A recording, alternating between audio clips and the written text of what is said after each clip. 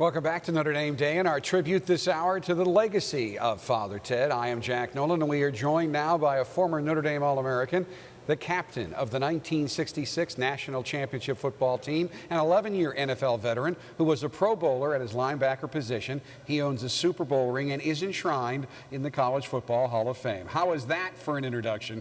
Joining us now from Phoenix, Arizona on the Notre Dame Day hotline is none other than Jim Lynch. Jim, how are you? Jack, I am doing absolutely great. Thank you very much. And the weather here is terrific. I don't know what it's like in South Bend. It's actually terrific here as well as we come out of our very long winter. Now, I know you live in Kansas City where you starred for the Chiefs, so what are you doing in Phoenix? Well, you know, Georgia and I, we wanted to get a house away in a warm weather climate. And when you're in Kansas City, you kind of go southwest. You don't go southeast. And Phoenix is just one stop away, so that's where we started. We've had a place out here for about 15 years now. Well, we have a photo of you and your beautiful wife, Georgia, on our screen right now, and it looks like life is really treating both of you well. All right, well, I want to take you back now to the spring of 1967. You're coming off a national championship, a team you captained. You received the Maxwell Award as the nation's top football player. You are the proverbial big man on campus, and then this happens.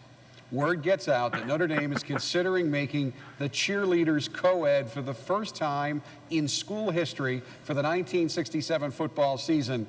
You take the story from there. Well, you got to go back into the time that it happened, and that was, like you said, in the spring of '67. We were seniors.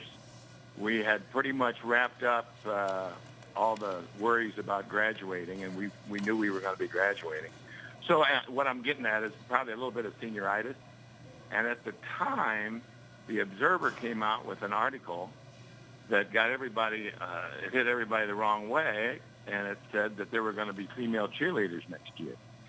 And we said, well, now, wait a minute, has anybody talked about this? Has anybody said anything about this? So in any event, because we didn't have anything better to do, we started getting a referendum up, and we had a vote on it, and it was voted down by the student body.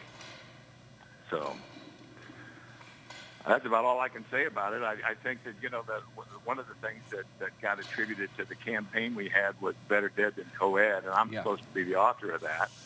I really wasn't, but, you know, it is pretty catchy. It's still pretty catchy.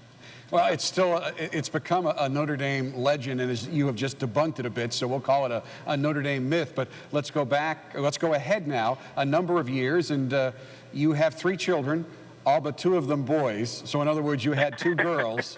And where did those daughters happen to graduate from? Georgia, my wife, says that is absolute proof that God is a woman. There's no question about it, because my 2 daughters both went to the University of Notre Dame. Both of them graduated with honors. They did very, very well academically, better than their old man did.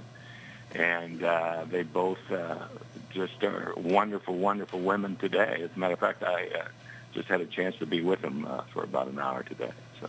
And I know that a few years ago, Notre Dame celebrated the 40th anniversary of coeducation at Notre Dame, and you were invited to be the keynote speaker, and you began that speech with what is also now a classic line in Notre Dame lore. Do you remember what you said? I think I started out by saying, "Bless me, Father, for I have sinned." Yes.